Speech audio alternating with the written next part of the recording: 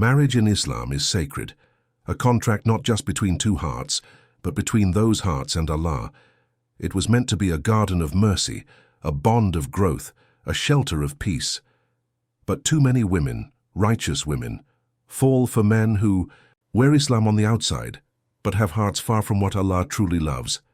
So if you saw your story in any of these types, don't ignore it, because Islam doesn't just teach us to love well, behind the kindest smiles, behind eyes that seem soft and sincere, lies something you might never expect, a hidden intention that doesn't attack you loudly, it dissolves your defenses quietly, one innocent question at a time.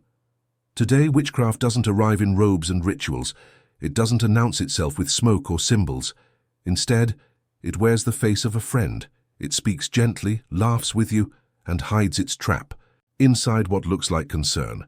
This is not a TikTok scroll, not an aesthetic reel. This isn't here to entertain you. It's here to warn you.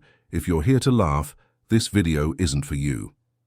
But if you felt that something isn't right, a strange heaviness, this sudden anxiety that has no cause, dreams that disturb you, or just an invisible pressure that won't go away, then listen till the end. Because what you're about to learn might just protect you or someone you love from a danger you never realized was already too close. This isn't drama. This is defense. This is about becoming spiritually aware before manipulation wraps itself in your comfort. So let's begin. Question number 1. Do you trust me completely? It begins with a smile, a soft voice, a familiar face, maybe a friend, maybe a cousin, maybe someone online who's been so kind lately. And then comes the question, do you trust me completely? You pause. You feel special, even honored. The way they ask makes you feel like they're giving you a gift, and without realizing you say, yes. But wait, why does anyone need complete unquestioned trust from you? In Islam, trust is built, not demanded. It grows through truth, not through flattery. Our Prophet Muhammad taught, tie your camel first, then trust in Allah. Trust isn't something you give away because someone smiles. It's something that belongs to Allah alone, fully and unconditionally. People, we trust them with limits. We trust them mindfully, not blindly. Because when you give someone total access to your heart, your story, your secrets, you don't just let them in. You lower your defenses and manipulators, especially those who work through seer, black magic. They don't force their way in. They wait for you to open the door with your own hands. The question, do you trust me completely, isn't about love. It's about access. It's the first chisel against your spiritual armor. Once you say yes, you start sharing more, letting go more, handing over details they never earned, and now they don't need spells. They already have your mind. That's why Islam teaches balanced caution, not paranoia, but protection through awareness. Because Satan doesn't always come with horns. Sometimes he speaks through comfort, through the voice of someone you've grown to love.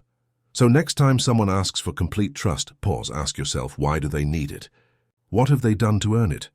And what do they gain if I say yes? Because the wrong person, with full access to your soul, can damage you in ways no one else can see, until it's too late. Trust is a treasure, and if handed over blindly, it can become a chain you'll struggle to break.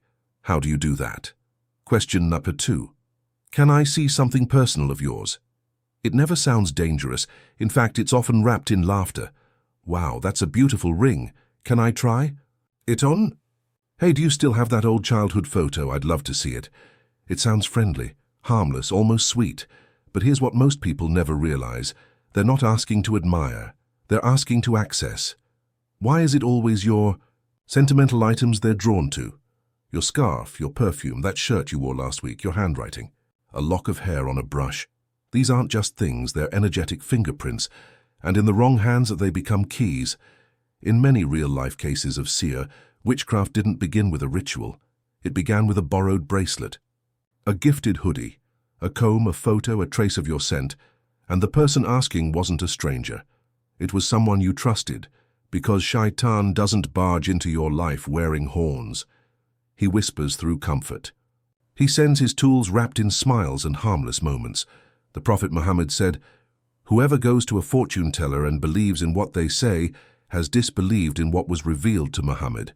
That's how serious this matter is. Seer is real, and it often begins with a gift exchange, a shared item, a moment you thought was innocent. Ask yourself, why do they want this specific object? Do they always borrow key but never return? Do they ask when you're distracted, vulnerable? It's not about paranoia, it's about awareness, because once something leaves your hands, you don't know whose hands it will pass through next. You don't know what will be whispered over it, where it will be buried, or what door it may open without your permission. Islam teaches us to guard not just our bodies, but our barakah. So don't hand over parts of yourself carelessly. No matter how sweet the request may sound, because you're not just protecting an object, you're protecting yourself. By making istikhara not just a prayer but a dialogue with Allah, by watching how He treats the weak, not just the scholars, by trusting your fitrah over the pressure of society, by knowing that the ayah is true. The good women are for the good men and the good men for the good women. It's not about perfection. It's about intention, about hearts that bow before Allah in secret and treat His creation with honor in public. And if you're already married to someone who struggles, don't lose hope. But remember, change begins with accountability. Healing starts with truth, not denial. Sister, don't settle out of fear. Don't say yes just to escape loneliness, because the wrong marriage won't cure your loneliness. It will multiply it. Take your time. Ask the hard questions. Look, past the beard, past the stage, past the speech, and trust this.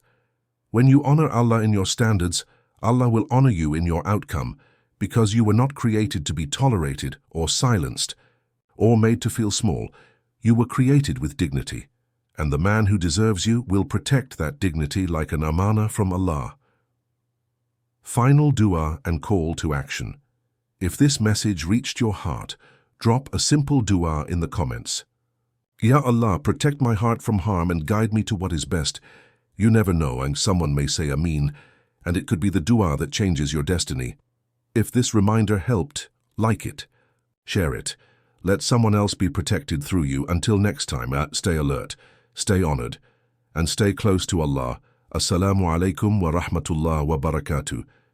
If this message reached your heart, drop a simple dua in the comments. Ya Allah, protect my heart from harm and guide me to what is best.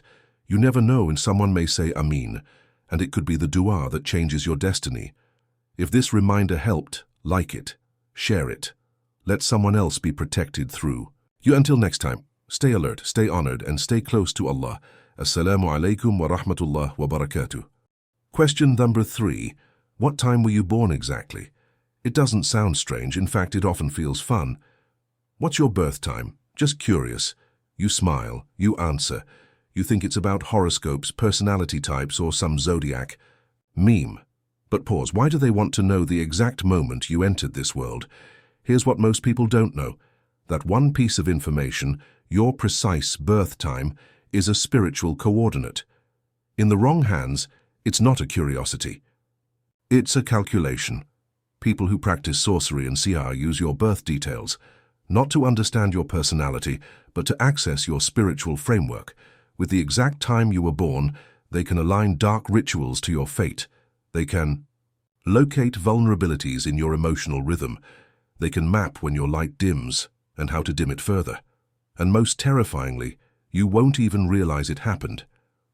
We live in a time where zodiac apps are more popular than Quran recitations, where people proudly say, I'm such a Scorpio, I blame my rising sign, I only date Capricorns.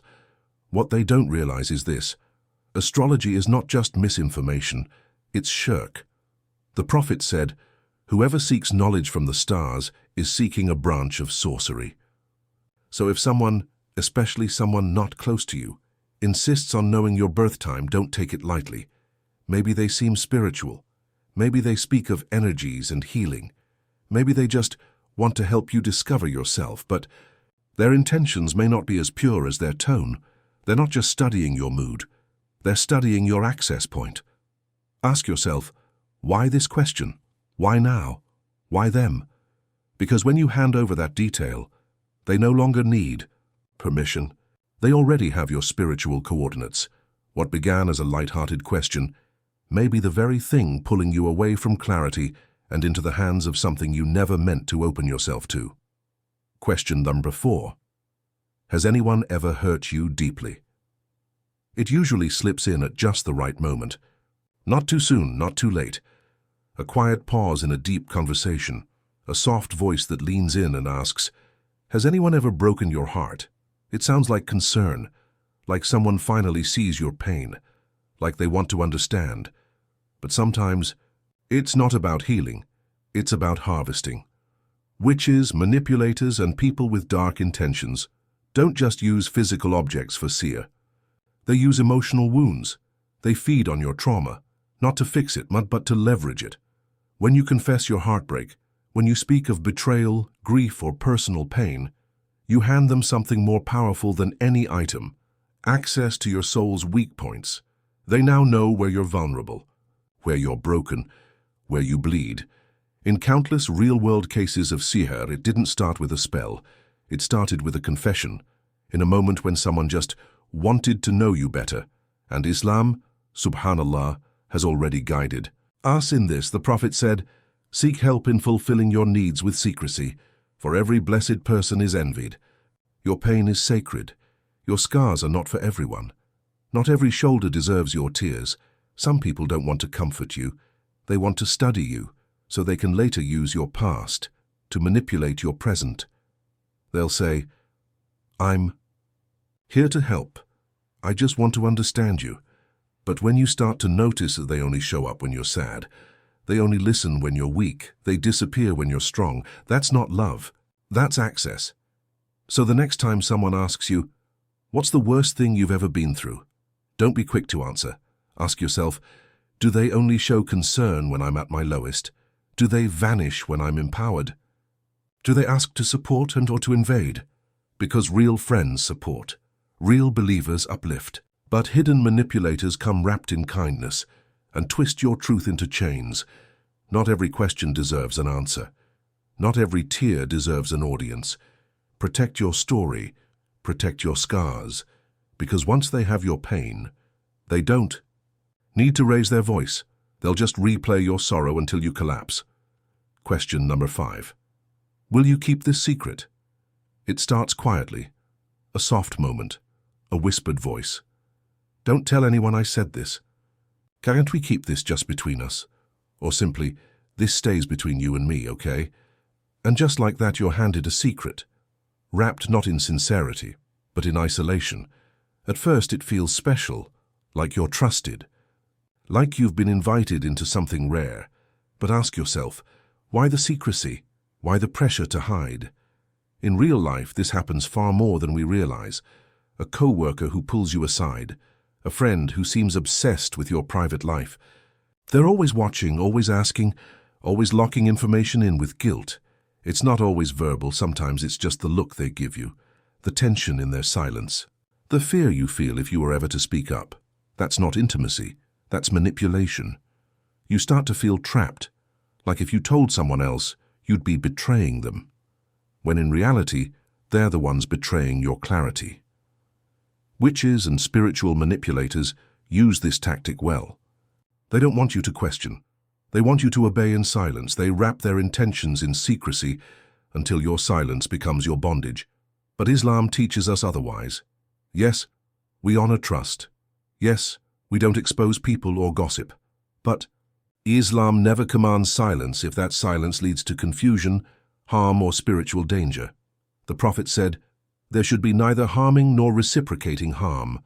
If keeping someone's secret makes you feel mentally trapped, emotionally unstable, or spiritually compromised, that's not amana.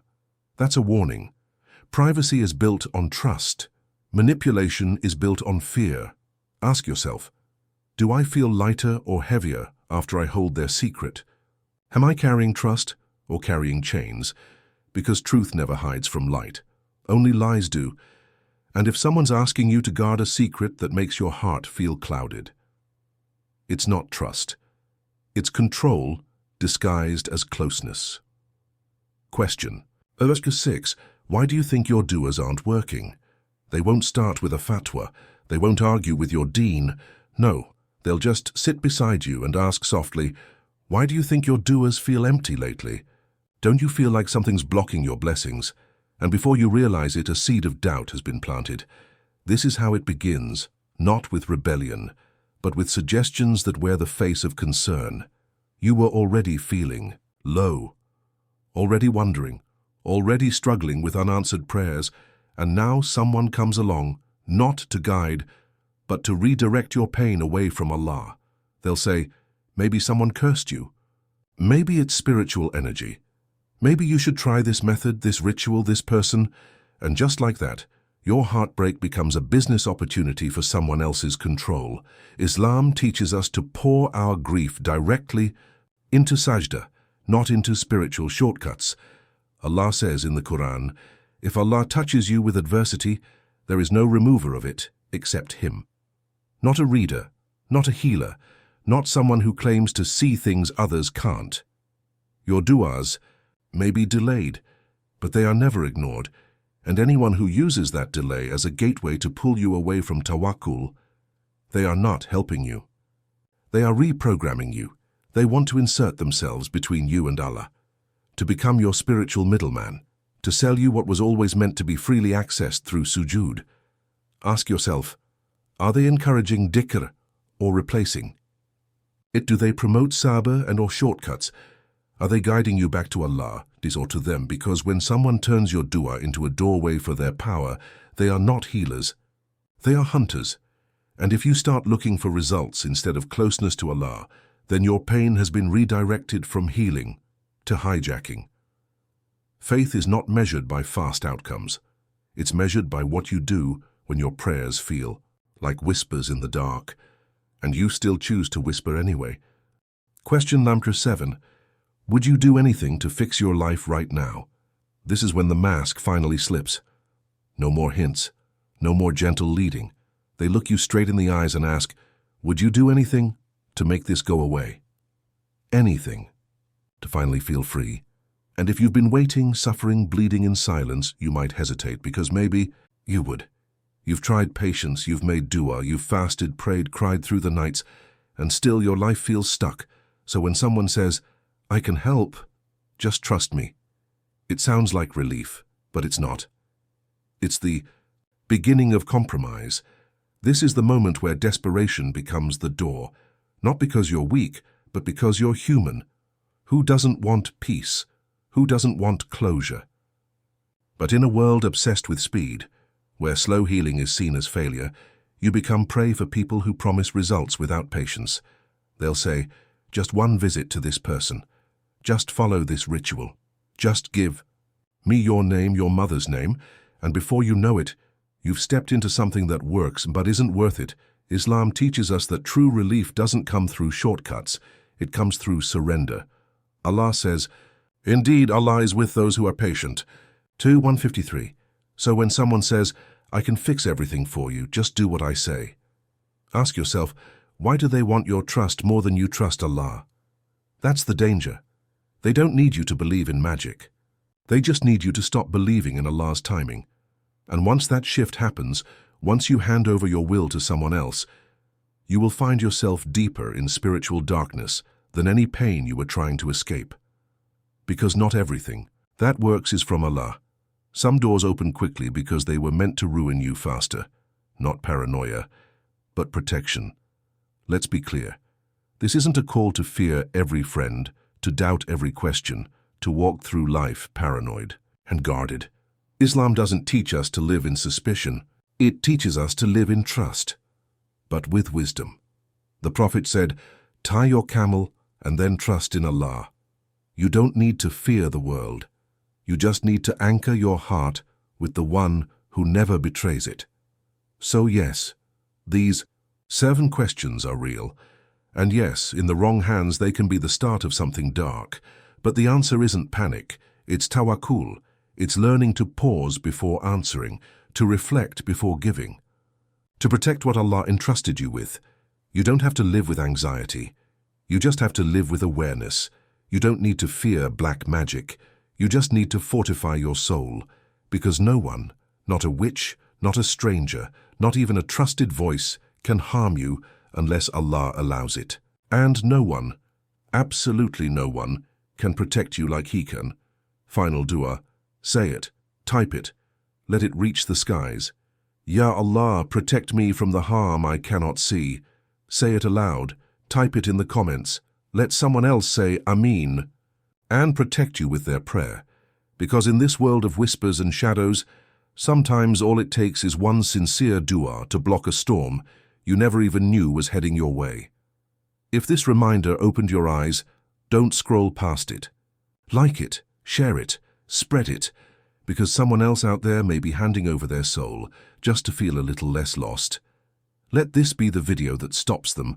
Let this be the message that protects them. And until next time, stay conscious, stay aware, and stay close to Allah. Assalamu alaikum wa rahmatullah wa barakatuh.